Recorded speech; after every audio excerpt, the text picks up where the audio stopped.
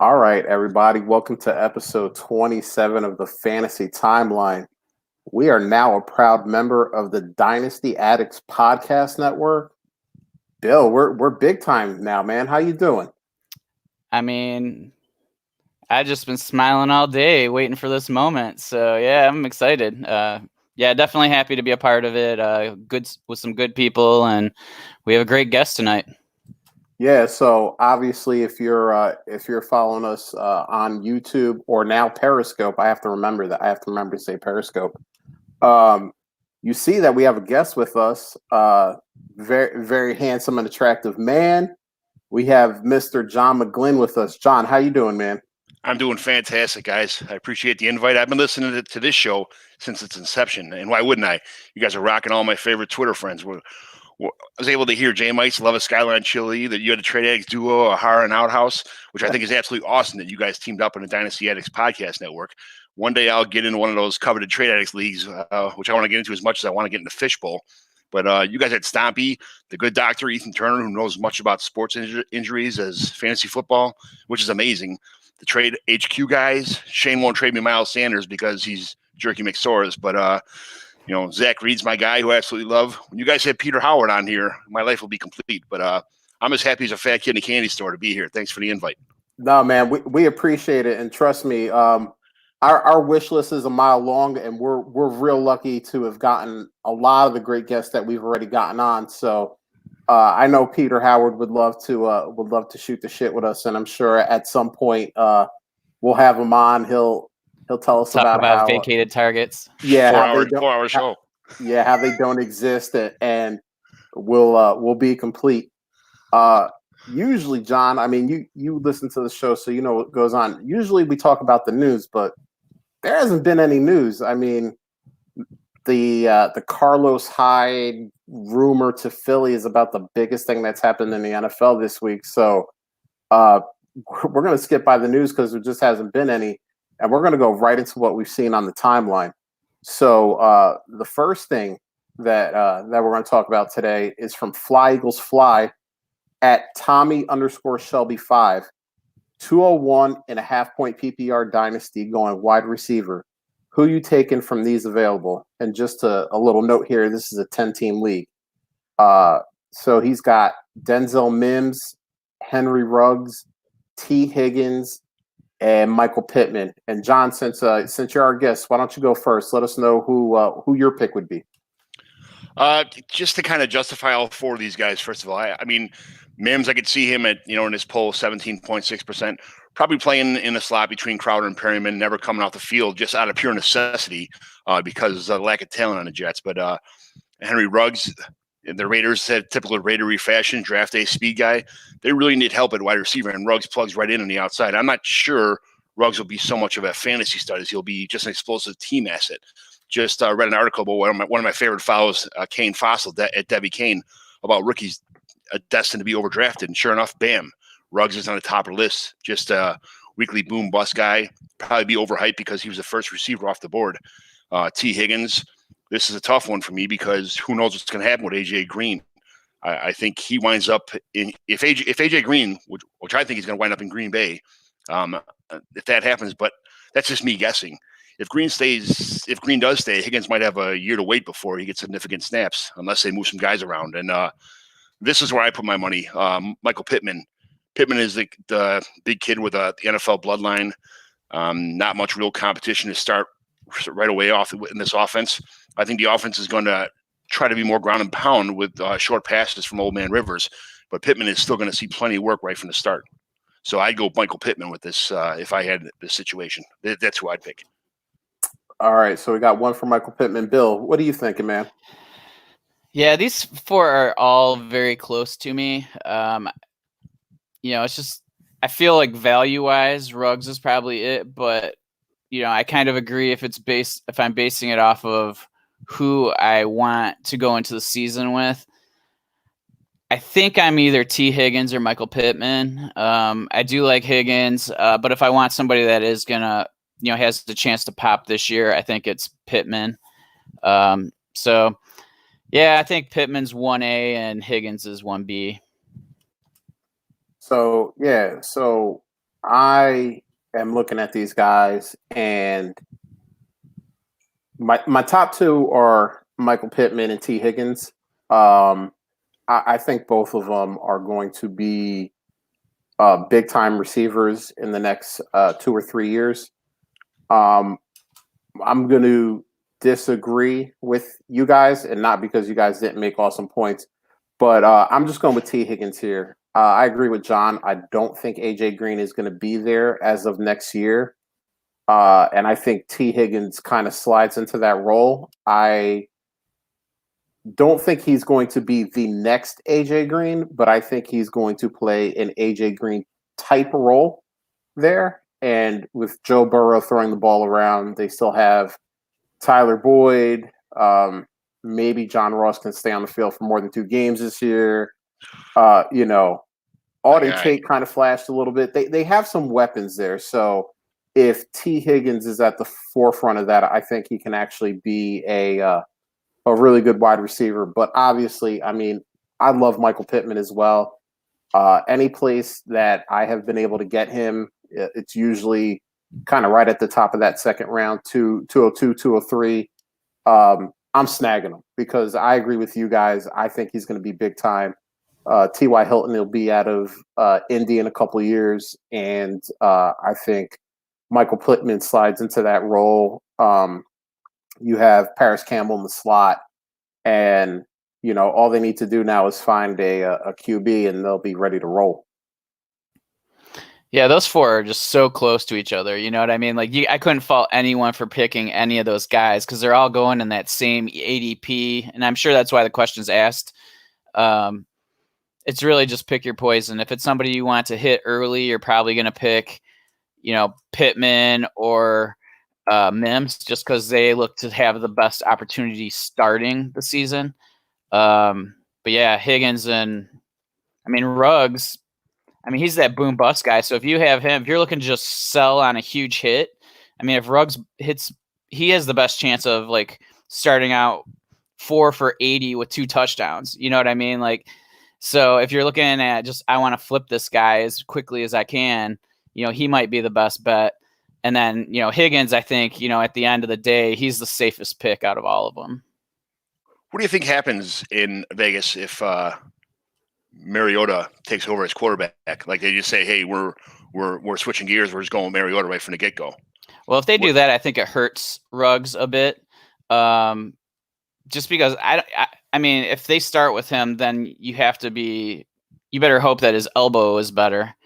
I'm not necessarily sure that his elbow's gotten back to where it was before he got injured. I don't expect to see that personally. But if they go with Mariota, I would probably discount Ruggs more. Yeah.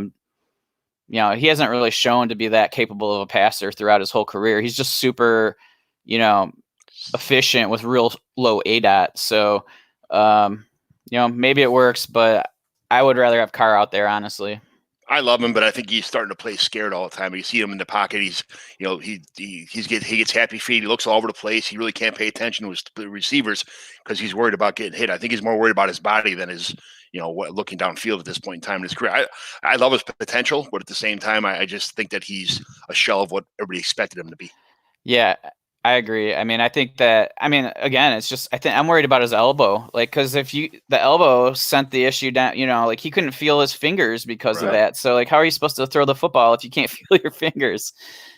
Well, and I also think if Mariota does step in, a guy you can get a few picks afterwards, Brian Edwards is going to be huge because that's kind of, that's what Marcus Mariota is. He kind of leaned on Delaney Walker, find the big guy and throw him the ball. Yeah. And I think that if you do see a switch for any reason to Marcus Mariota, I think Brian Edwards' stock and even Darren Waller's stock is gonna jump up. So it's cool. So yeah, Tommy, I hope you went with either Michael Pittman or T. Higgins. It's kind of the two guys that I think all three of us have as our top two out of that group. And I think either way, you're going to have a good guy on your team for the next few years. So the next question we got is from James Reed, and let me loosen up because there's a lot of numbers in this one. At James RE 781-39646. Hope I got all the numbers on that one. You got it. Good idea or bad idea to draft both Kittle and Kelsey at the 212-301 turn in a dynasty startup? Now, this is half PPR. So Bill, let's start with you first, man. Is this a good idea or is this a bad idea? Well, with a half PPR, that kind of hits it a bit. If it's tight end premium, I think that's a really good play. I wouldn't necessarily draft both of them. I mean, I know there's a positional scarcity, Kittle and Kelsey being two of the top 3 tight ends, but I probably wouldn't do that in a half PPR. I'd be willing to probably do the Kittle and then, some receiver or running back that falls there. I just don't think, like, if it's tight end premium, it's much more a good play, but there's so many other positions that are just going to score more than tight ends that I don't feel like you getting 2 of the best tight ends still only getting, half a point per reception. It doesn't bring them up to the level of like the wide receivers in a similar area. What about you, John? It's funny. I don't see any tight end premium designation for this question, but it's a good spot for Kittle. I'd be happy to get Kittle here if you can get him here. And it's right. It's about right for Kelsey. I'm fine with it. It depends on how many flex spots you have and who you drafted in round 1. You must have traded in some form to get these picks anyway. So I myself would probably take Kittle in another position here. I'm with Bill. Yeah, so this is interesting. When I saw this one, I didn't know. Usually, I see a poll and I vote kind of off the top of my head. I kind of just look at it, throw around some of the things I already know, some stats in my head, and then put an answer. But this one, I didn't know which way to lean, so I actually did a little research on this. So per Fantasy Pros, in half-point PPR last year, Kelsey had 205.8 points. Kittle had 180 points. And per deal left, the 24th and 25th pick, which is what these 2 picks would be, are A.J. Brown, who had 191.1 points, and Julio Jones, who had 224.6 points. So if we're looking at this just purely based on points, it's almost a dead heat, but we also have to take into account what we expect A.J. Brown to become. If we think last year was just kind of tip of the iceberg, maybe you're looking closer to 200 points, 220 points like Julio. If you think kind of, things are going to settle down and things are going to, maybe he is closer to the 190 point mark. I personally agree with you guys. I think I would go Kittle or Kelsey, whatever your fancy is, and then go with a receiver. But it's interesting. I think it was Bill mentioned positional scarcity. I almost feel like with tight end this year, yes, for the elite players, there's positional scarcity. But I mean, we're talking about, guys like Noah Fant may be blowing up this year, and Dallas Goedert, and Ian Thomas and Jonnu Smith. I think there are guys later on that you can get. Obviously, they don't have the built-in 200 points like Kelsey and Kittle have, but I think there are a lot of guys out there that you can maybe snag later on in the draft that could blow up for you, kind of like Mark Andrews did last year. So I don't think it's as scarce as it used to be. I'll put it that way. I mean, it used to be the top 3 and then like me and Bill. And that was what the tight end position was. Bill's talking. He forgets that he's muted all the time. This is his new thing. Yeah, sorry. I mean, it is still that way in tight ends. I mean, if you look at the scoring, there's a lot of guys that could score, but like those guys that you mentioned, but we don't know. These are the guys that we're confident going into the season that are going to score. But again, it's that 0.5 PPR. If this was like a tight end premium and it was a 1.5, I mean, you're getting an extra 80 points. Right. And so that's where the difference is. So even if it's 1 PPR, I mean, you're not catching up anything. Like if everything's 1 point PPR, it's still the same situation because you're not getting the benefit with the tight ends. I mean, if it's a 14 team league, maybe that's a play because you're going to have 2 of the 4 best tight ends and nobody else is going to have those guys. I mean, I could understand that maybe as a strategy, but yeah, I mean, I don't think, just with the information we have, I don't think we can recommend doing both tight ends. No, you got Mark Andrews, Evan Ingram, Hunter Henry, Noah Fant, Zach Ertz, Austin Hooper. I mean, I like Hawkinson, but he's got a little polishing to do. Dallas Goedert's up and coming. There's a handful of tight ends you can get later in the draft that you don't have to pull the trigger on 2 in a row right away. Yeah, and Bill started Superflex Army too. And that was really my strategy once I saw the way the draft was going. I just took 5 young tight ends and I said, hopefully one of these guys blows up. I took Gerald Everett. Maybe he recaptures what he did the first half of the season. Hayden Hurst, maybe he gets 70 to 80% of what Austin Hooper got last year. Ian Thomas. That's a strategy as well. Trust me.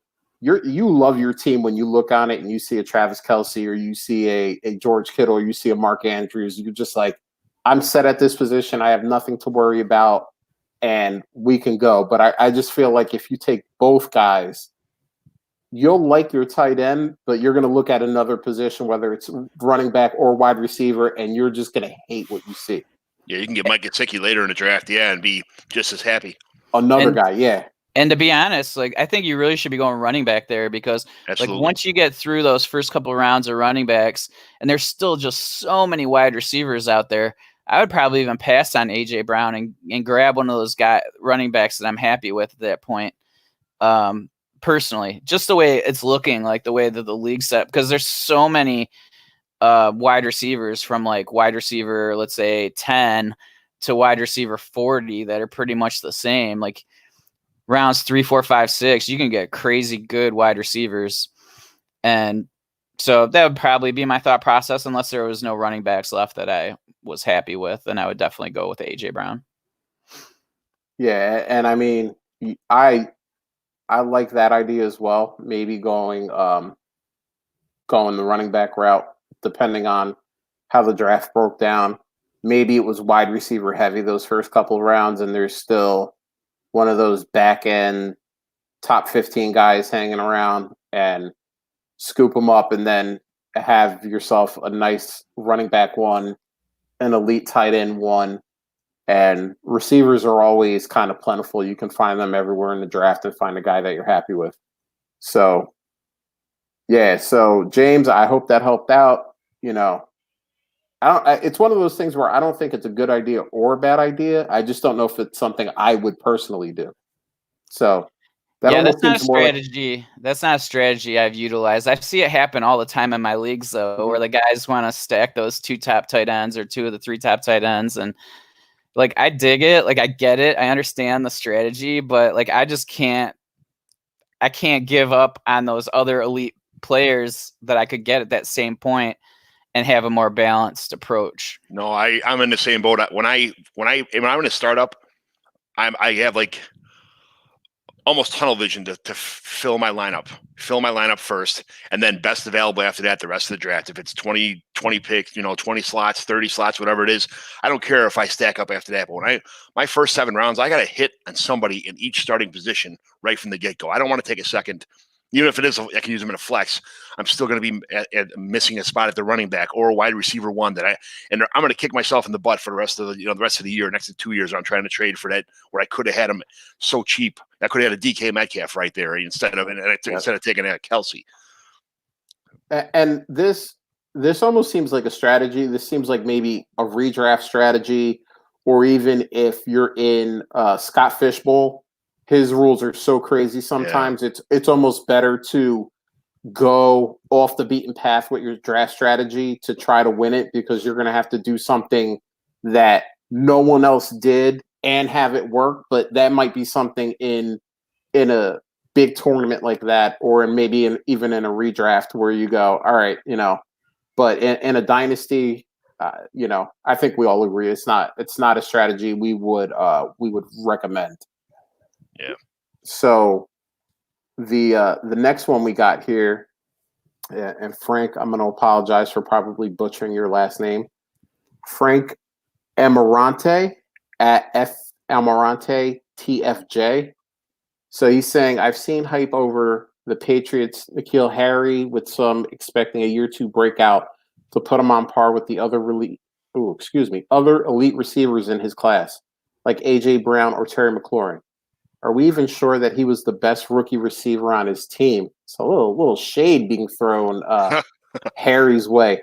John, what's your outlook on Harry for year 2 in the new look Patriots offense? I mean, if he's talking about guys with Jacoby Myers, no.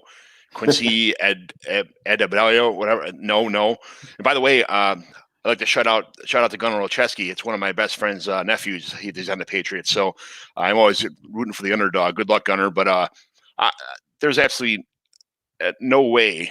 I just traded for N'Keal Harry everywhere I could possibly get him. I'm expecting a huge breakout for Harry this year. What about you, Bill? What do you think about the year 2 breakout?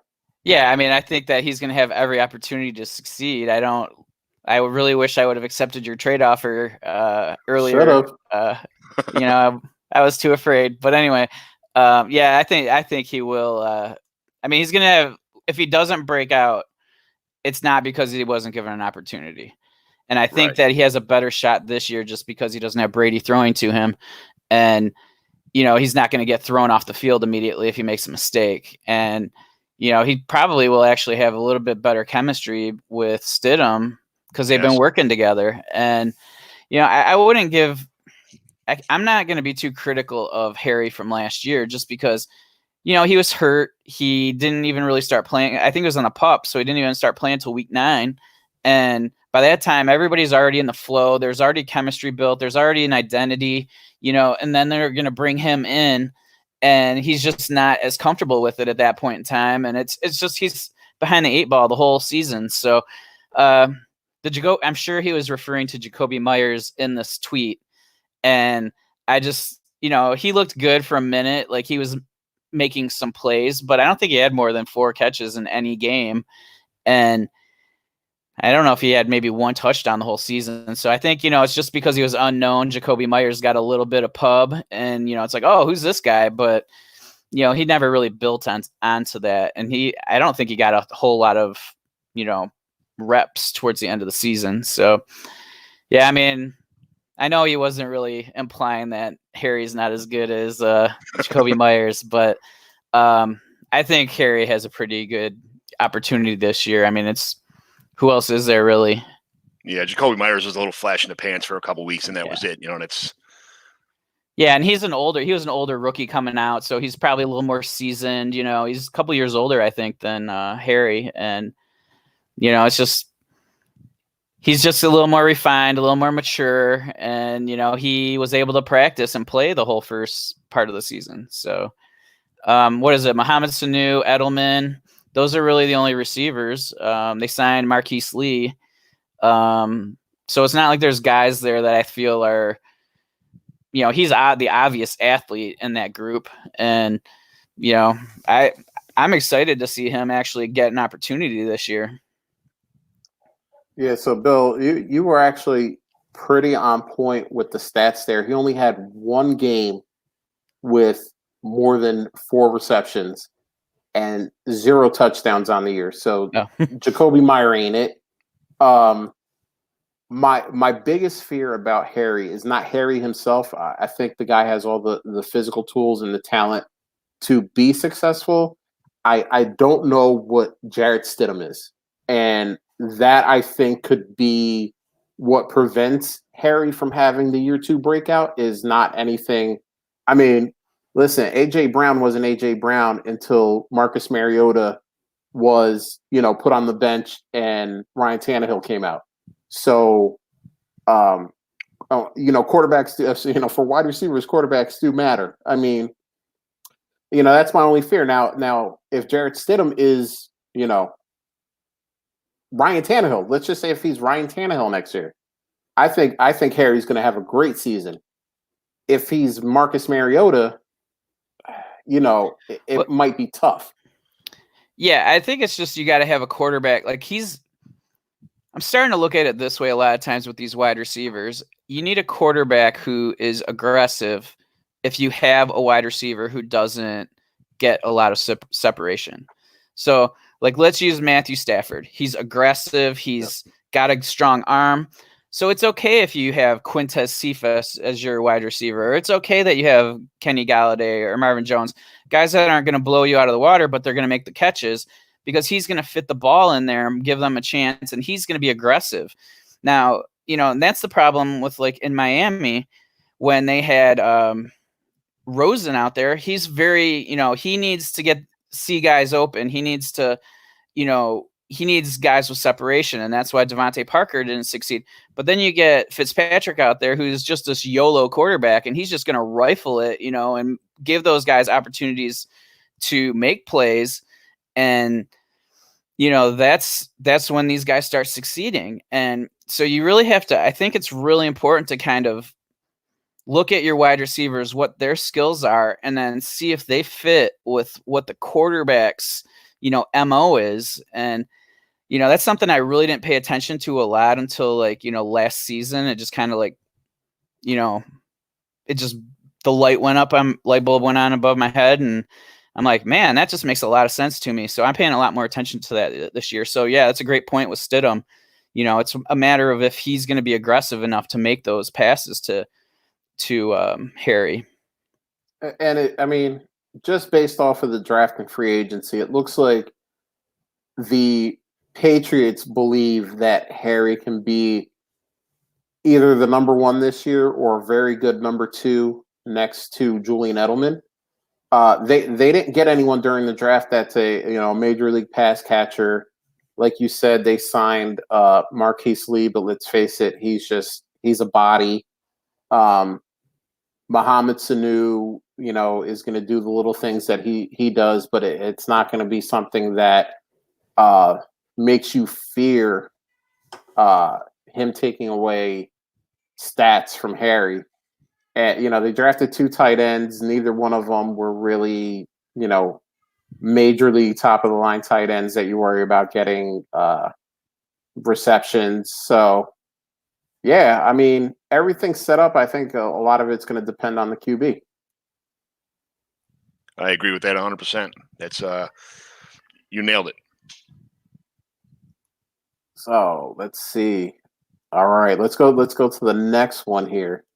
So this is from the Angry Sports Couple. I love those guys. They're always on Twitter doing great stuff. At him_her sports. Anyone else noticing the uptick is positive for the David Montgomery chatter? About time, he says. So, guys, I just want your feelings on David Montgomery. Like, what do you think? This is for John, because I know he's from Chicago. I'm from Chicago, but I'm actually a Dolphins fan. The Bears are my second favorite team. But you're gonna you've heard the news, so you know. You have to think the Bears are just go defense and running the ball if Nick Foles wins the starting job over Mr. Biscuit, and that alone would shift some extra touches to Montgomery.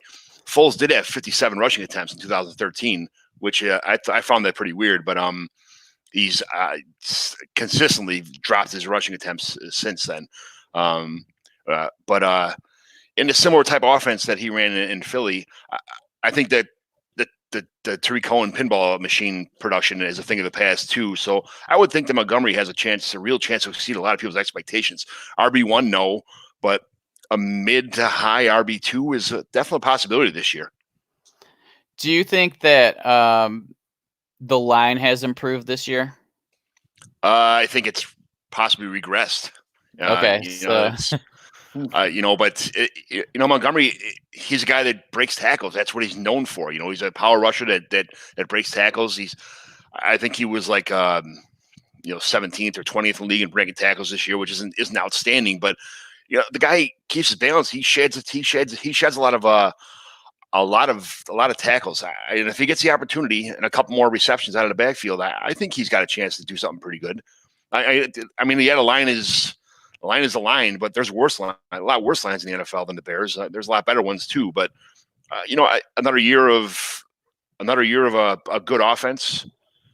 A good rushing offense anyway should get him some more opportunities. I think that Nagy trying to be cute offense is gone now. They can't do that anymore. They can't just come up with these trick plays and try to get people to think they're doing something different. They got to go for the win now. Those days of trying to trick the competition are over. It's win now or you're out. What about you, Bill? What's your feelings on David Montgomery? Yeah, I have him on a couple teams, and I'm always tempted to try to move him, but I know his value is so low right now. Like, it just doesn't make sense to move him. And when you look at he got a lot of volume last year. Like, they kept feeding him. It didn't matter. Like, he was still getting that ball. And the problem was, nobody respect Trubisky's passing abilities. And so, there was nothing. There was so many guys, playing closer to the line of scrimmage. It just made it super difficult for Montgomery. And that's why he ends up with this low yards per carry. And the offense just wasn't built to fit. Nothing just worked. And it prevented him from being successful at all. So I just think based on volume alone, he might be a buy right now. And, nobody's talking about him. And, if you're just looking for that RB2 on your team that you just need to fill that position, you could fill it with a lot worse players. And what do you have to pay for him right now? Yeah, he's definitely a hold. He's definitely a hold. And he had 242 rushes last year. That's not bad. How many more do you think he's going to get this year? 20, well, even 30, if he doesn't, it's not. He still was what a 3.7 RB2, like a really low RB2. Yeah.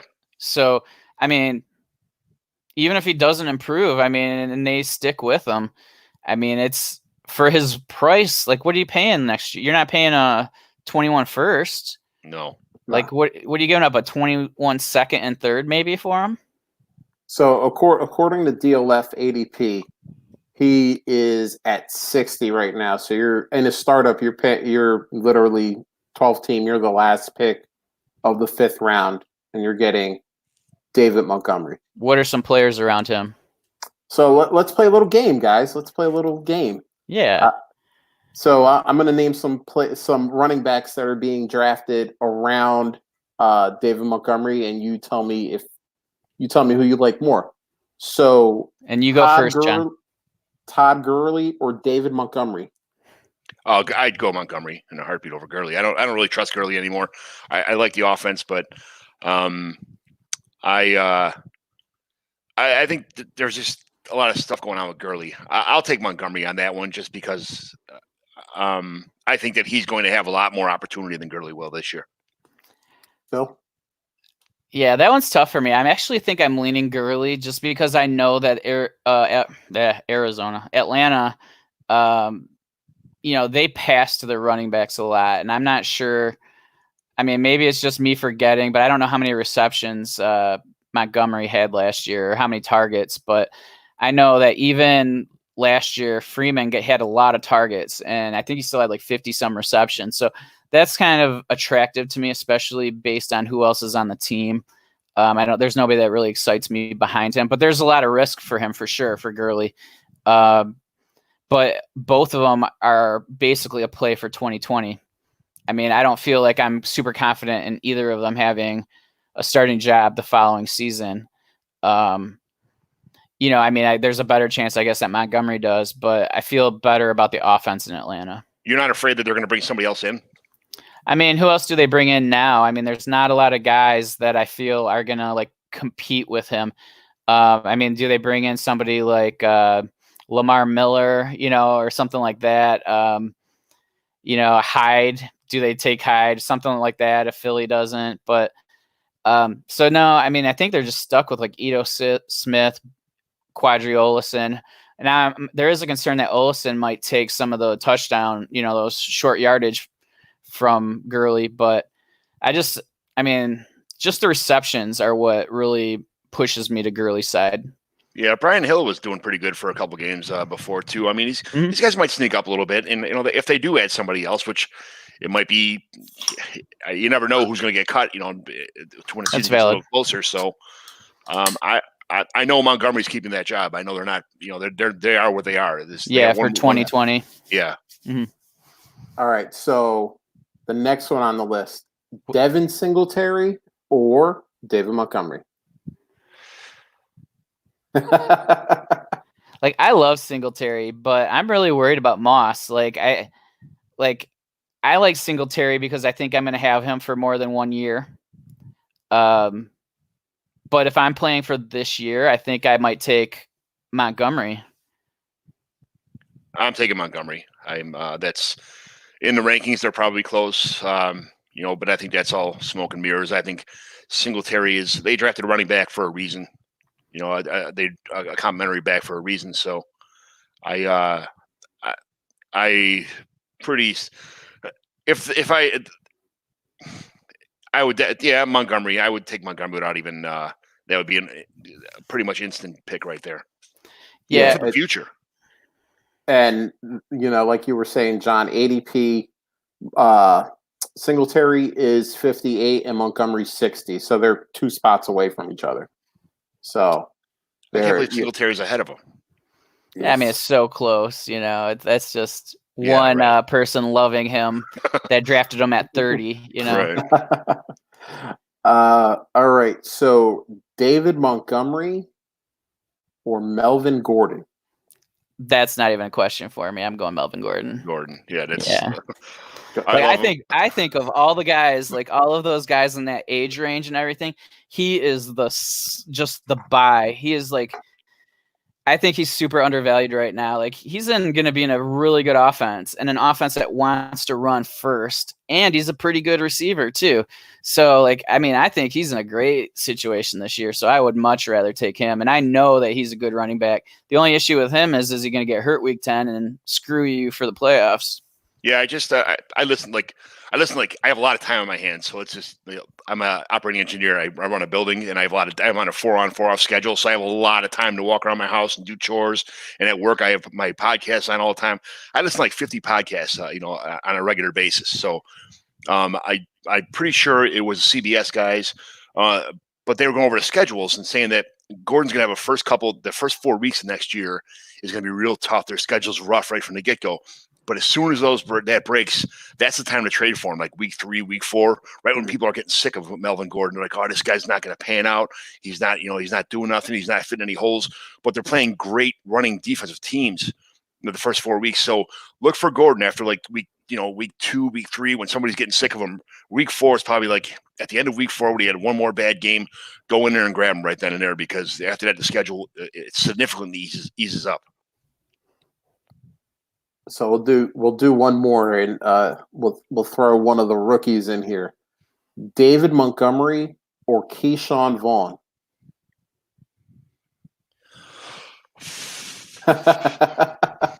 And silence. We know what good podcasting is, guys. Well, yeah, that's tough. That is actually a really good one.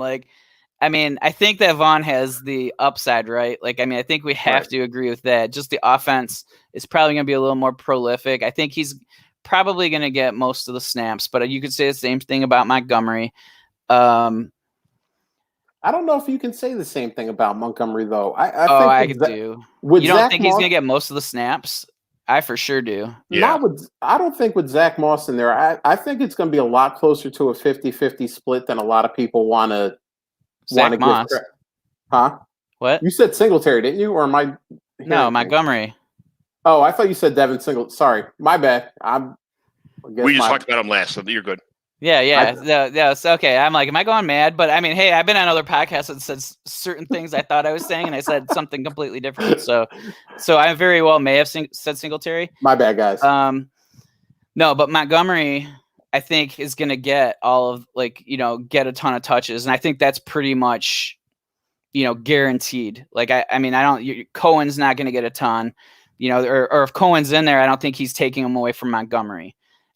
Vaughn and Rojo, I still feel like Vaughn's going to get the job, and I feel like he's going to get most of the snaps. And I feel like he's a pretty good receiver. So, that's intriguing. God, that's tough. I probably go Vaughn just because if he struggles this year, at least there'll still be potential to do something with him next year. Whereas if Montgomery struggles this year, he's going to lose his job. Ooh, man. Here's the thing with Vaughn. I think Vaughn is what Tom Brady looks for in a running back. Good pass blocker, 3-down skill set. Breaks. He's a lot of people have confident Dalvin Cook. He's going to have a lot of skeleton boxes this year with nobody in there. But there's so much to cover. And Ronald Jones is doing pretty good at the end of last year. I don't think Vaughn's going to just walk into this role. I think they're going to.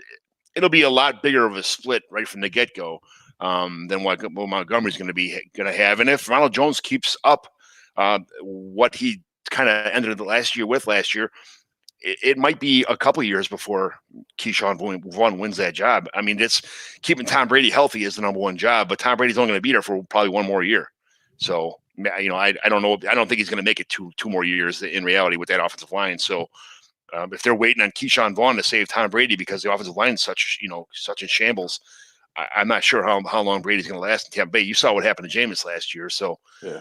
I'm going to go Montgomery here. Yeah, I think I would go Vaughn. It seems like just reading articles and seeing bits and pieces of post-game press conferences, it seems like one of Bruce Arians' biggest beefs with Rojo was pass blocking. Yep. And I think if Keyshawn Vaughn can come in there and get that part of the game down right away, give Brady that confidence. They did take an offensive lineman in the first round, but that offensive line still has a little ways to go before it can be considered good. I think that will lend confidence not only to Tom Brady, but to Arians to keep him in there. And, doesn't matter, if anytime a running back is on the field, especially, Keyshawn Vaughn can catch the ball, he's a threat to get you something there. And no disrespect to David Montgomery, but I think that I agree with you guys. It's a close one. It's not like a slam dunk. I feel like if I was in 10 drafts, 5 times I'd probably pick David Montgomery and 5 times I'd probably pick Keyshawn Vaughn just because, depending on the last thing I read or something I saw on Twitter, whatever was in my head at the time would probably, get me to pick both guys in a certain situation. So I think right now I'd take Keyshawn Vaughn, but it's close. And the ADP on that, is Keyshawn Vaughn at 67 in startup. So 7 picks behind David Montgomery. So it's also what pretty ADP close. Is that? DLF. April? Yes. So it's probably going to go up. He's probably going to be above him. It's going to skyrocket after the draft. Yeah. So that was a fun little game. We got to play David Montgomery versus the world, and and it seems like kind of the overarching idea is that in the area that you consider taking David Montgomery, there are other guys that are in that area that are going to give you pause. They're not slam dunk. Oh yeah, this guy is definitely way better. But there are a lot of running backs in that area where you're going to go, like Devin Singletary. God, I don't know who I would take in that situation. That's probably like another kind of 50-50 split if I was in a bunch of startups. I agree with you guys. I would go with Melvin Gordon pretty easily over David Montgomery. Todd Gurley is another head scratcher where it's like, you feel like Todd Gurley's the better talent, but, what are his knees like? How long is he in Atlanta? Yeah. It's so it's kind of a good exercise to play and just just get thought process on that, because a lot of people, not only are rookie drafts going off, but startups are going off too. And, people are running into these decisions that they have to make, and it's fun to kind of go through that. So we got one here from Shrikanth at Shrikanth Red DYN. And I hope I know I didn't say that right. Let's face it. He just has a general statement here, and I want to see what you guys think. Quarterbacks are overrated in superflex leagues. So this is the age-old debate with superflex leagues and people who play in superflex leagues. You're either super duper flex, and you're scooping them up. You're getting as many good ones as you can, and forget if it hurts your feelings. Or, you're on the other side where you're like, I'll grab one, maybe I'll grab a second one later. It's not that serious. I'm going to load up on, running backs and wide receivers. So John, what's your opinion on it?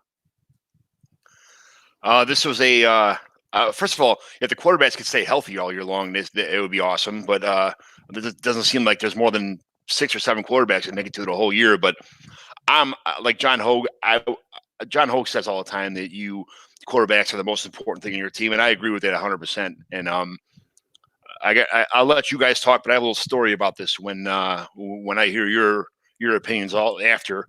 But quarterbacks are by far the highest scorer in Superflex leagues, so I do the best I can to. I try to get, if I can get a blue chip premium player in the first round, I'm going to pass up a quarterback there. But after round 2, maybe 3 or 4, I'm really going after quarterback pretty hard. After there's no more big time blue chip players left on the board, and it gets to be, not that those guys aren't worthless in the third, the end of the third, fourth, fifth rounds, but I'm going to be targeting all those quarterbacks that I possibly get, that are, the Donalds and the Josh Allens and anybody that's available in that range, because I know that those guys are going to score more points on a weekly basis. And for matchups, when somebody's playing a really tough defense, I have a second quarterback to start and a third quarterback to start. And even on a bad week, if you got a 6-point touchdown in your league, they're going to score 20 points probably. If I can get 24 points out of a position on a regular basis, it's a slam dunk for me to take quarterback in a Superflex league in the first couple rounds. All right, Bill, drop some super duper knowledge on us. Yeah, so QBs are overrated in Superflex leagues. That comment is just, it's like saying that the Irish are drunks. Like, there's such little information involved in that. Like, okay, is it a 10-team league with, where you start 14 players?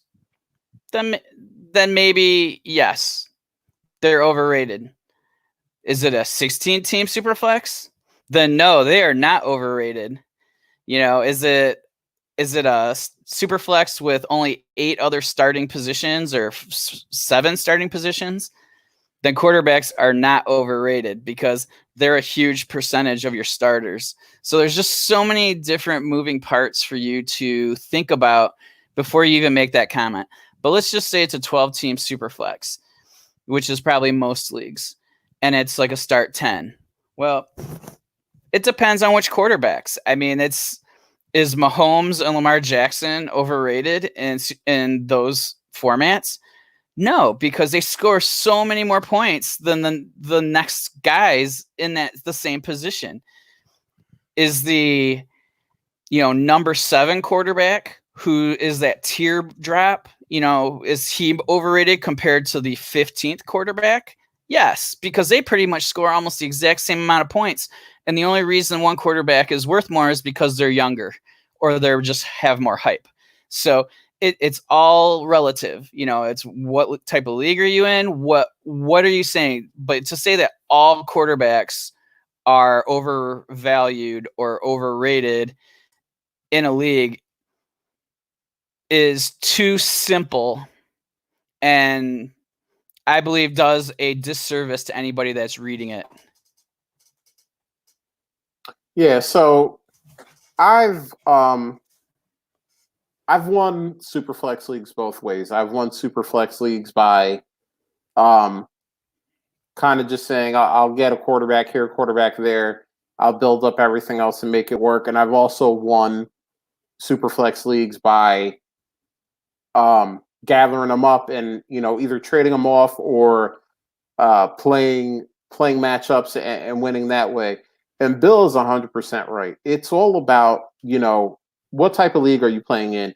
10 team, 12 team. I'm in a 16 team league. My starting two quarterbacks right now are Tom Brady and Mitch Trubisky. I've tried trading one of my kids to get a quarterback, and I can't do it. No one wants to trade because there are 16 teams. Not every team has two quarterbacks that they can start every week. Yeah. And, we also start 11 in that league. So, we have to start a lot of guys on top of it being super flex. So go ahead, Bill. I was just going to say you might want to think about trading your kids now because I hear that most of the shelters are out of dogs and people might be more apt to willing to accept a child now. So you might want to consider that. Listen, to everyone in all my leagues, I have 3 kids. I will trade you one of them if I can get a quarterback, okay? That a QB1? Listen, my daughter... Okay, let's play a game. Oh, here we go. My kid or a quarterback. Daniel Jones. Daniel Jones or one of my kids? Yeah. Daniel Jones. Okay. Jared Goff.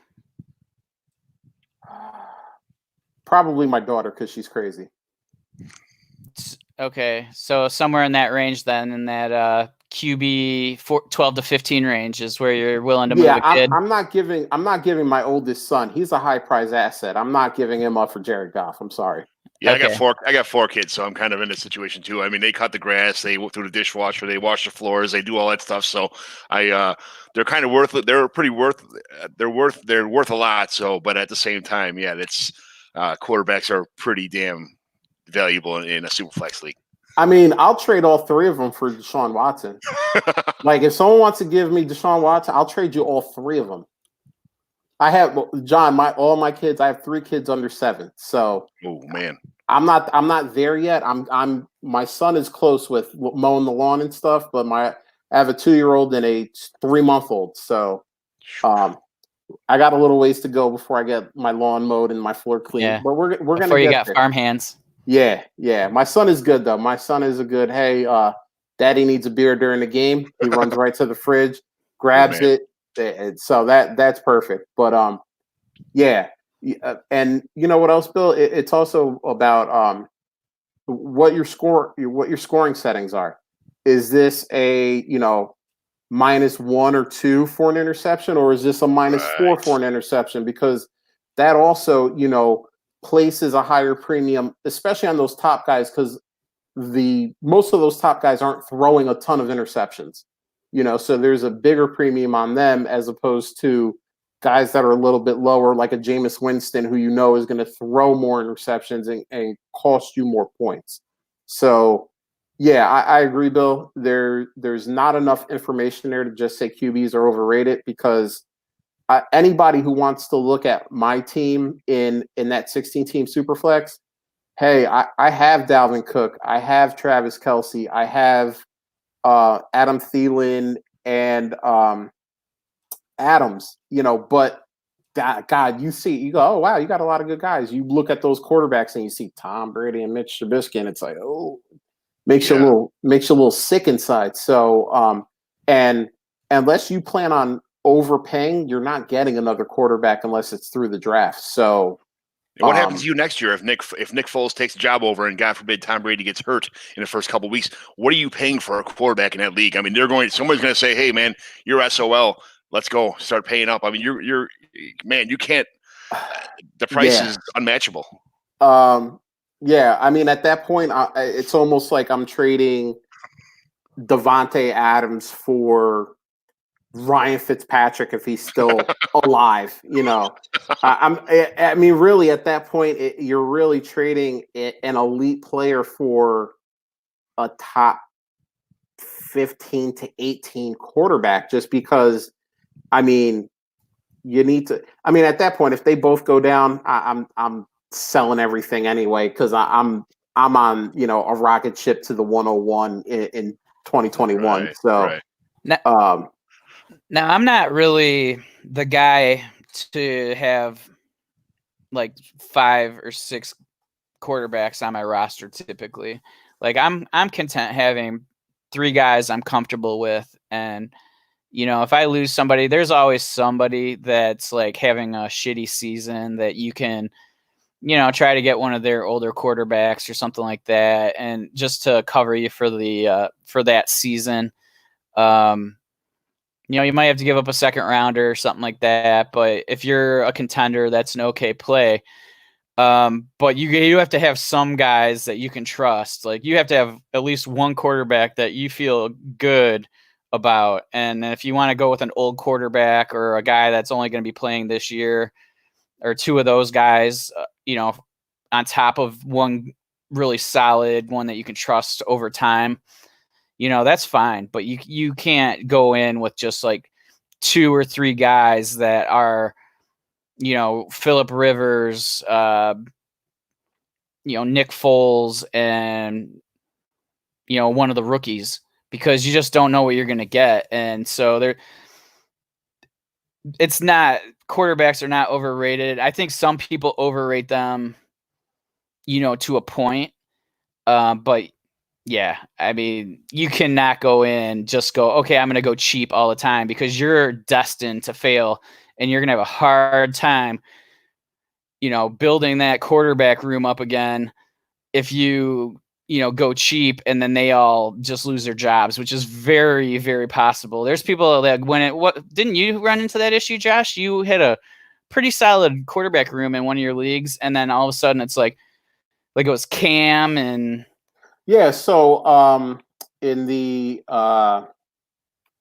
Superflex Super Show Vampire League, I went with Cam, Big Ben, and Phillip Rivers in the startup last year, and thought that those 3 guys were pretty good in 2018, and I thought I was ready to go. And I mean, obviously, you were ready to go. Ben gets hurt in week 2, Cam is out in week 3 or 4, and Phillip Rivers is just throwing 150,000 passes to Austin Eckler. And, I shot myself right up to the 103 in that league because, all 3 guys were either hurt or just not performing well. And, that's the thing sometimes. And I always see on Twitter, I just took 6 quarterbacks in my league, and now everybody in my league is pissed off because I took 6 quarterbacks. Well, guess what? Taking 6 quarterbacks doesn't guarantee you that your starting 2 or your starting 3 are going to be there all season. You might be using that QB5, that Marcus Mariota, who you draft as a backup and then he becomes the starter in Las Vegas, or Tyrod Taylor, who becomes the starter for the Chargers because your top 3 guys are hurt, and now you're on QB4 and you're on QB5, and so I always hear people, my league is mad at me, but I always say, the currency, quarterbacks are always currency. I mean, let's face it. I'll bring up a name, Josh Rosen. You can still trade him for like a 3rd round rookie pick. And that dude has, first of all, not played all that much. And when he has played, it hasn't been good. But he is a quarterback. And in a super flex league, that's still worth something. Right. John, what's your story? So I started a dynasty, my first ever dynasty league. I started 3 years ago. And I really had, I started out real bad quarterbacks. And I talked to, I listened to John Hogue's situations and what he says. So I stacked up quarterbacks. I just traded away Dalvin Cook and Aaron Jones to get Patrick Mahomes. So I was really, I only had 2. Right now I only had Nick Chubb and Damian Harris as my running backs in a 30-man dynasty roster, Superflex roster, where you start 10 people. So I'm really, really thin at running back. So I trade Josh Allen, who I think is worth more than the 101, and Sam Darnold, who's close to the 102, but probably not, worth the 102. But those 2 guys, I traded in a Superflex. I traded Josh Allen and Sam Darnold for the 101 and 102 in this year's rookie draft. I have Mahomes, Drew Lock, Jameis Winston, Ryan Fitzpatrick, Josh Rosen, Marcus Mariota on the roster, which nothing's guaranteed with most of those guys. Well, so anyway, my league felt that this was the most crazy trade that ever happened in the history of fantasy football. They voted me out as an unfit commissioner, saying that how can I let a trade like this go through? And then they said they went around, they threatened to overturn the trade. And I said, if you guys overturn this trade, I'm out of the league. I'm not going to ask permission to make trades in a dynasty superflex league, especially when a trade is pretty much 50. I mean, it depends on how you look at it. But this guy, he had 0 quarterbacks in a superflex, 0, none at all whatsoever. I needed running backs. He needed quarterbacks. He didn't like Tua because he thought Tua was an injury prone, especially on and he didn't like Burrow because Burrow only had 1 good year in college. That it was a record breaking year, but he only had 1 good year in college. And he's like, I don't know if this is gonna, especially in Cincinnati, where the team's not that good. What's going to happen with those guys? Am I going to wait a year? Am I going to have to sit with just Burrow? And what if Tua goes on the pup? I don't have a second quarterback. I'm going to take 2 established quarterbacks. And so this is what his thinking was. And now I get Taylor and I get the Fresh Prince of Bel-Air. And here we go, man. I got my running backs. He's got his quarterbacks. He's got a lot. I just won a league last year. So everybody's, super pissed at me because I'm the champ getting a 101 and 102. But that's a heavy price to pay for 2 quarterbacks like that for those 2 picks. So I left the league. It is what it is. I left my deposit with the league and said, hey, man, it's, lifelong friends and stuff. But if this is the way it's going to be, there's going to be 6 guys revolting against me every time I make a trade, or I need to ask permission to make trades where it clearly says on my rules there's no veto. Like I wore my shirt tonight. I never veto. That's you never veto trades. That's a end of the year redraft thing, is to veto trades when somebody's trying to, hey, I'll give you a case of beer and $50 for if you give me Patrick Mahomes in the last right before the playoff starts. Right. But not in Dynasty. Yeah, and that story brings up a good point. Listen, as crazy as your league thinks that trade is, if you take Jonathan Taylor and Clyde Edwards-Helaire, there's no guarantee that either one of those guys are going to do anything in the league. And don't get me wrong, I think both of those guys are going to blow up and be big time. But that's just an opinion. That's not a fact. That's not. I mean, Jonathan Taylor can blow out his knee week 1 and never play again. Clyde Edwards-Helaire could have been a 1-year wonder at LSU and never make it in the NFL. Like, there's a lot of things that can happen. And Josh Allen has probably in Superflex a 2nd round ADP, I'd guess, 3rd round ADP probably. And Sam Darnold, I think he has all the talent in the world, but he's been tied to Gase, and who knows how long the Jets let him roam around the sidelines. He could be nothing, or they could fire Gase next year, bring in a real coach, and he hits what I think his potential could be. That's the thing with Dynasty, is as crazy as you think a trade is, as long as there's no proof of collusion, I don't think you ever veto a trade, because guess what? We were talking about this on Monday when we jumped on, the Trade Addict show. We talk about our best trades and our worst trades. And when we're at the time we're making the trade, we don't think the trade is bad. We wouldn't make the trade if we thought it was bad. 2 years down the road, we're like, oh man, this trade sucked. Or some of our best trades at the time, we're thinking, oh, it's an even trade, or maybe I even had to overpay to get this guy. But you were right on the guy. The guy blows up, and the pieces that you gave up to get him, didn't materialize. I mean, there's just so many things that can happen in Dynasty that to veto a trade because in this moment in time you don't think it's fair, I think you kind of lose the whole point of what Dynasty is. Yeah, like guys like Darius Geis, that people traded up for to get. It's a perfect example. And Josh Rosen too. I included Josh Rosen as a big part of a trade in the same Superflex league. I traded away Saquon Barkley for Devontae Adams. Josh Rosen was a big part of it. Tyler Boyd, a couple other guys, but I was like a 4 or 5 players traded away Saquon for those guys. But Rosen, that got stuck right up my butt, So. Right. Hey, John, what's the set? Is it a 12-team Superflex? 12-team Superflex, 30-man rosters, and 10 starters, yeah. Okay, tight end premium? Not tight end premium. I'm trying to get tight end premium. Any points per carry? No, I'm trying to get a lot of these implemented, but these guys are all redraft, covert, Yeah. so they're really. So they're I dragging just plugged it into the Dynasty Trade Calculator, and it is the total for the two running backs is 62.8, and the total for the two quarterbacks is 65.8. Well, it's practically. So you're actually giving up like a second round, like a late second, on top of, to get your guys. So it's not even like if you just like screenshotted that and showed that to them and be like, I'm not a calculator guy. I have no, my own I mean, rankings, I'm not either. I use it as a tool just because I know some people use them. So I have a subscription because it like for that, but it's just something to at least look at to where like it lets you know if you're in the ballpark, or if your thought is like it's way out of the ballpark, you know what I mean? That's something like that just shows you that based on their ADP, because that's essentially all it is, right? Yeah. Is just putting point value onto, the ADP plus like whatever your settings are. So, I mean, it's literally like not it was about as fair of a trade as you could make.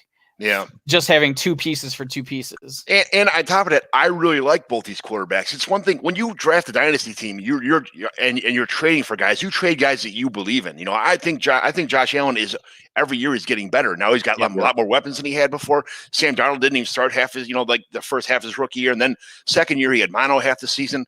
And now he's got receivers too. Like this is a situation where it was really, really hard for me to give. I mean, it took a month for this trade to go through of us talking back and forth. And I'm like, well, maybe I should just join back in the league and just keep the quarterbacks. And I make a mistake for trading for two running backs, but I already won a championship. I'm in win now mode right now. I got Mahomes and I Drew Lock, who hopefully will do something for me too. And, if Fitzpatrick might have a chance to start this whole year if they're going to put two on the pup. So, I'm really taking a gamble getting rid of these two guys, and like these guys, the other guy in my league, he needs running backs real bad too. So he started a whole revolt against like I'm quitting this league if this goes through. So it's out of a jealousy thing more than they think it's collusion. So yeah, that's the worst thing, honestly. Like you and I were talking beforehand, like home leagues are the worst. Like the guys are just ruthless. Like they don't give a shit. You know what I mean? Like all they care about is them winning and how can they screw you. And it's just like, it's every single one of my home leagues is that way. And it's just like, and it takes the fun out of it. Like I want transactions. I want, the last thing I want is people complaining about everything. And same thing like we said before the show. I make about 30 trades a year in every one of my leagues, and I'm constantly moving. I'm moving guys. I'm moving stuff. I'm putting people and picks and like P-Win Dynasty. I don't know if you ever follow him on Twitter or Paul. Yep. He's my hero for like trading is concerned. The guy makes these crazy trades. He throws so many crappy trades at you, then he sends a normal one, and I'm going to accept this because it's normal. But he's like the master of trades, and he taught me a lot also as far as trading is concerned. But I bring that stuff to I'm in a lot of home leagues with guys I've known since kindergarten. I'm 44 years old now, or 45 now. Sorry, I'm old. But these guys we've been in dynasty leagues or fantasy football leagues anyway since 1997, 1998-ish. So yeah, there's so much bad blood over the years that you did this, you did that, you screwed me in this one, this guy did that. So it's it's all about the draft and showing up and drinking beers and making fun of each other and stuff. But it gets so personal because my brothers and their friends who I've known since, like I said, since kindergarten. It's just, it's almost like comes a fist sometimes. It's like but it's the fun of it. It gets frustrating for sure. Yeah, it's I like the internet people because I can't punch them. So we were talking about grabbing quarterbacks and Jerry Shea, our boy. He dropped this in the chat. He said, could be wrong, but I think 50 different QBs started a game last year, and I actually think it might have been closer to 60. Yeah. I know. Sorry, Bill. Your Detroit Lions started 3 just on their own. And again, going back to grabbing quarterbacks and are they overrated? Are they not? Listen, there's going to be a lot of guys every year that 57. What's that? 57. 57. So there are going to be a lot of guys. I mean, who knew who the hell Duck Hodges was? Before probably like all of the Devy guys because they always seem to know everyone. But besides those guys, like No one knew who Duck Hodges was. All of a sudden, he's out there starting games for the Pittsburgh Steelers. You guys have Blau starting games. For Blah you. blah. It's crazy. That, and guess what? If you have 4 guys or 5 guys on your team, you're mitigating that risk a little bit, and you have trade ammo, because let's face it, the injuries might not be on your team. The guy who said, I'm going with Dak Prescott and Marcus Mariota, and Dak gets hurt in week 8 and Marcus Mariota's, firmly on the bench because David Carr is doing well. They gotta come, and they're searching, especially in a 14-team league, and they're like, okay, no one else really has a second quarterback that I can trade for. Oh, here's a guy over here who's got 5. And I mean, you're trading Ryan Fitzpatrick for, even a low end RB2, because that guy's just desperate to start someone.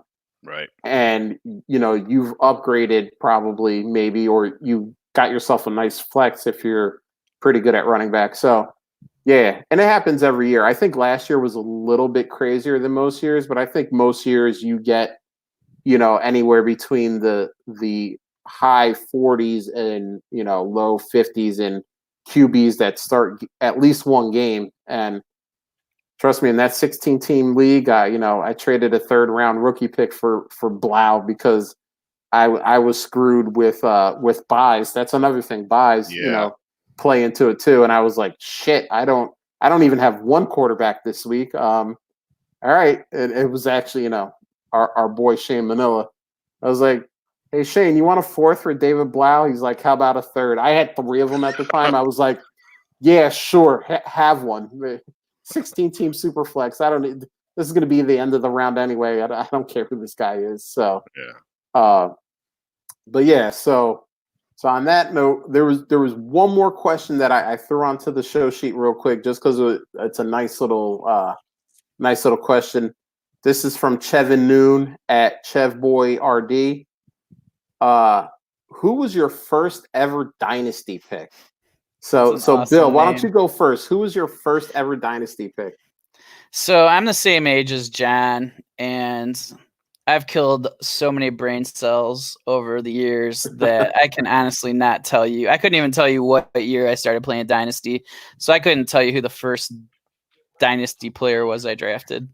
No idea. No idea. John, do you have an idea? Yeah, I'm a redraft guy for a long time. This is only my 3rd year in Dynasty. I'm hooked. I'm literally in I think I'm in 9 Dynasty leagues now this year. So yep. It catches on like wildfire. But my first ever Dynasty pick in my home Dynasty league was Saquon Barkley at 107, and that was his rookie year. Saquon, okay. Well, and I traded him. Yeah, it's easy to remember a couple years ago, but I mean, give me 2012. I can't remember. When you're as old as Bill is, back in his day. Back in my day. He had to walk to school uphill both ways. Yeah, I'm one of those guys who had to call on Sunday morning. There was no Thursday night games. There was no, Saturday night games. I'm one of those guys who had to call and there was no call waiting. There was no answering machine. So I had to call, and if I couldn't get through on the phone to put my lineup in by 12 o'clock, there was no free agency, nothing like that. You couldn't call. You couldn't. If somebody got hurt on Monday Night Football, you got a 0. That's just the way it worked, you know. So I had to run to my commissioner's house and say, "Hey, man, it's 11:59. I'm starting these guys. Here's my paper just for proof." Yeah, we started when I was in college, and it was that was still where you had to use USA Today for these stats every week. So sporting news. Tuesday morning, everybody would buy the USA Today, and my one buddy would just tally everything up, and he'd walk by his dorm room, and he'd have the standings on his door, and yeah, it was awesome. So I haven't been playing quite as long as you guys have. I've been doing redraft for a while. I started in 2000, but I mean, everything was online, but we were also still chilling with Napster. So internet speeds weren't, the real Napster internet speeds weren't the highest. So you'd click the button to set your lineup, and then you see the spin, and you sat there, and then you have to double check that it actually went through, because that wasn't always a given either. And then you're like, I don't think this went through, and you hit it again, and you sat there and you wait, and it spun, and But like you, John, this is my fourth or fifth year playing Dynasty. And it's funny because Chev said his first pick was Zeke Elliott. My first pick was also Zeke Elliott. That was I think his second year in the league. Of course it was. Look, hey, he's a great player. You guys know what great players are, don't you, Bill, in Detroit? Yeah, Barry Sanders. Not great teams, but I know great players. Yeah. He was going through all that mess with the domestic violence, he said, she said thing, and I knew he was going to drop, so I kind of I had 104. I took him. I didn't think he was actually going to get hurt, I didn't think he was going to get suspended, and he ended up, after that whole big legal battle, actually getting suspended.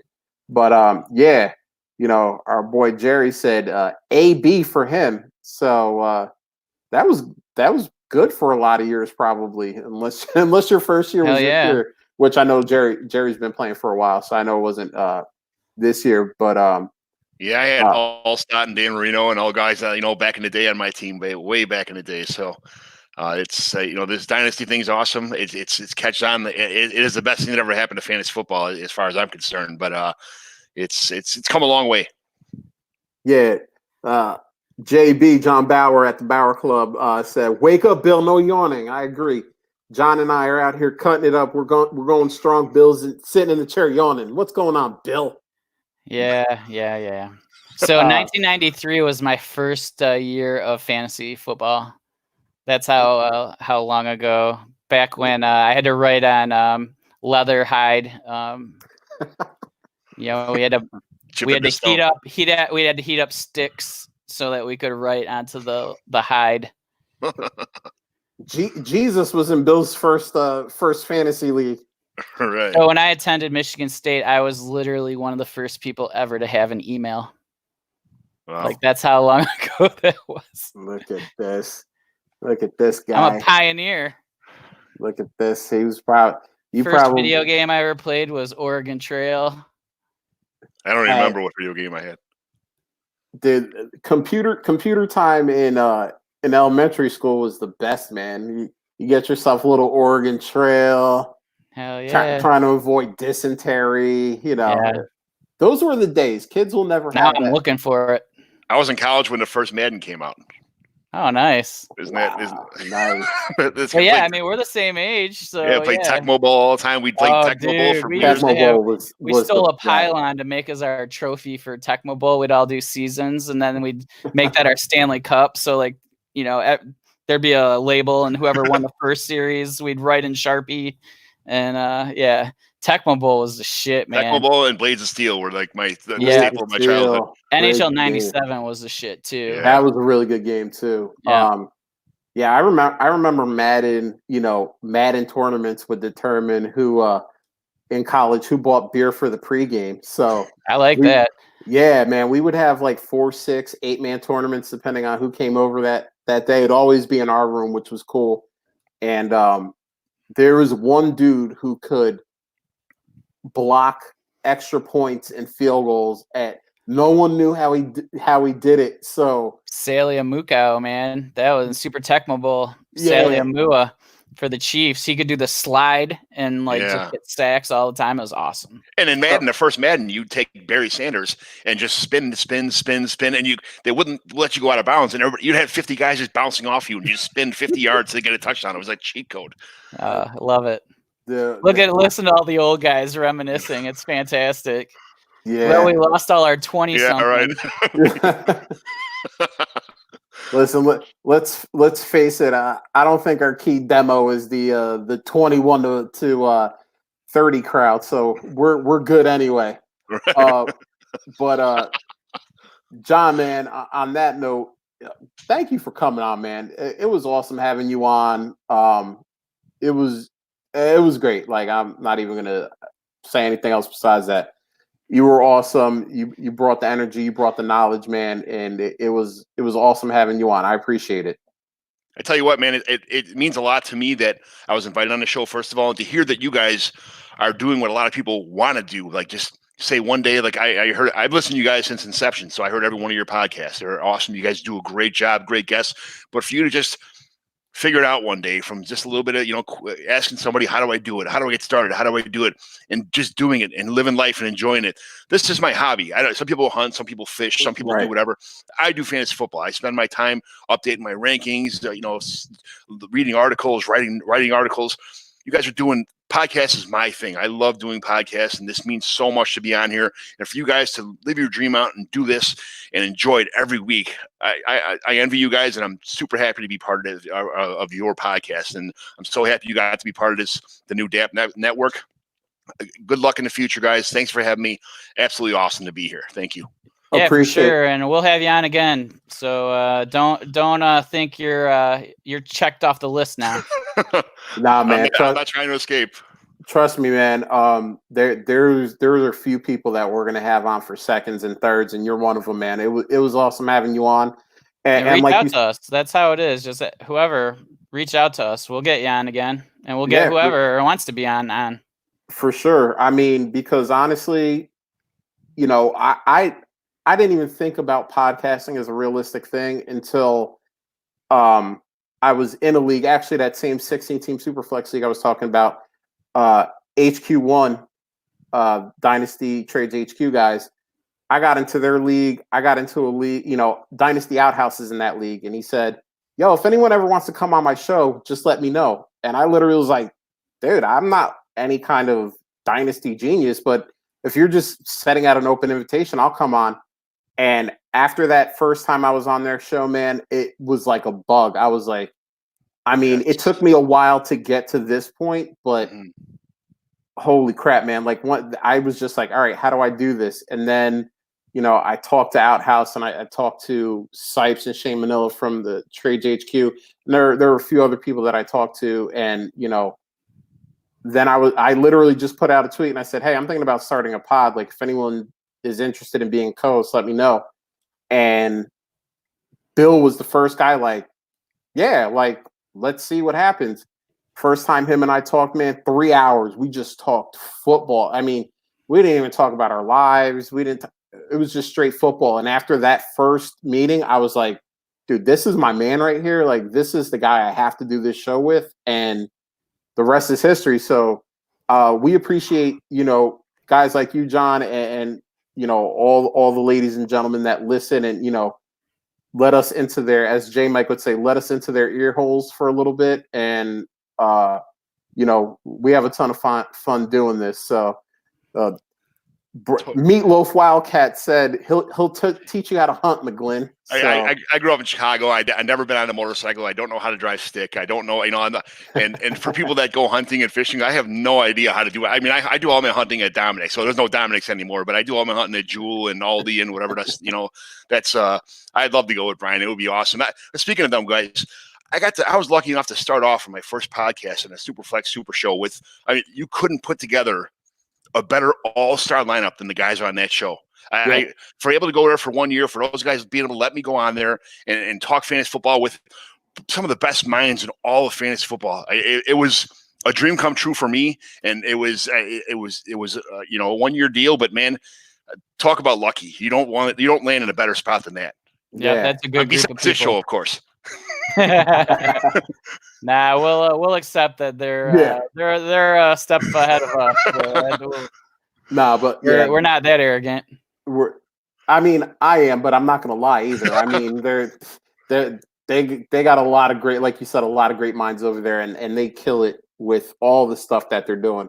But like I said, John, appreciate it, man. It's awesome, and I also, I want to send that thank you to everyone that was in the chat. The chat was lit, man. I mean, we had Jerry, we had, my main man Meatloaf Wildcat came in there for a little bit to tell us what's up. JB John Bauer was in there. I saw some other people, and again, I'm sorry if I didn't shout you out, but I mean, the chat was awesome. We love the interaction. We appreciate it. If you're watching this on YouTube, maybe later on, couldn't catch us right now. We understand everybody's got a life, everybody's got things to do. you know, go on to the Dynasty Addicts Podcast Network YouTube page and, you know, hit that subscribe, hit that bell. Every time we go live, you'll know about it. Anytime that the Trade Addicts go live, you'll know about it. If the Junkies decide to do some live stuff, you'll know about it. 3 great podcasts, you know, 6 great guys. Well, 5 great guys and me. You know, it'll be something that you definitely won't regret. And you know, if you're listening to us on the podcast, again, appreciate it. I mean, it's awesome that you're taking the time out of your day to listen to us and listen to what we think. You know, just remember, if you're not subscribed, to subscribe. Tell a friend, tell them to subscribe, even if they don't listen. We'll take it. And hit us with the rate and reviews, because, you know, we do look at those. And, you know, if you tell us that we're doing some great stuff, we're going to keep doing it. If you're telling us that we're doing some stuff you don't like, we're going to do a little bit less of it. So it helps us out, and it helps make us better. Bill, I think I've talked enough. Let's get out of here.